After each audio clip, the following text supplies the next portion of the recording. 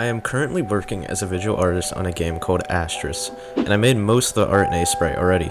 However, this game called Dead Cells is much better. It 3D renders the player as a 2D sprite so it can achieve the beauty of animating and lighting in 3D. I want to take the concept art that I've made in Aseprite and use the technique I described prior to make some beautifully animated scenes for Astrus.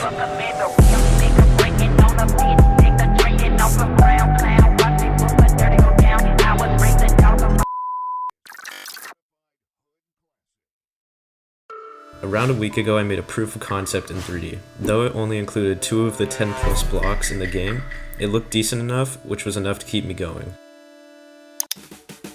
Alright, now that we are all up to date, let's talk about what I did today. First off, I tried creating a starry background with an image off of Google, but it looked bad. So I don't know what I expected. So instead of that, I ended up creating a shader with some noise, and then I just slapped it on a plane.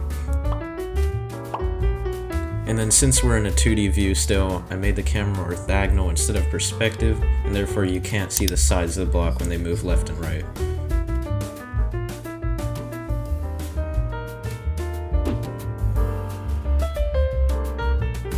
I quickly remade the first 2 blocks, the frame and the thruster.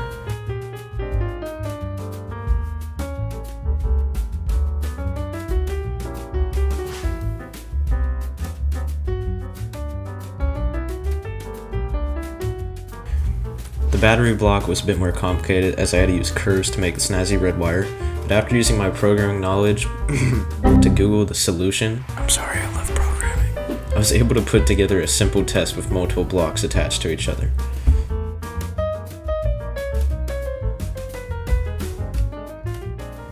And after adding some final touches via pixel shader, here is the result.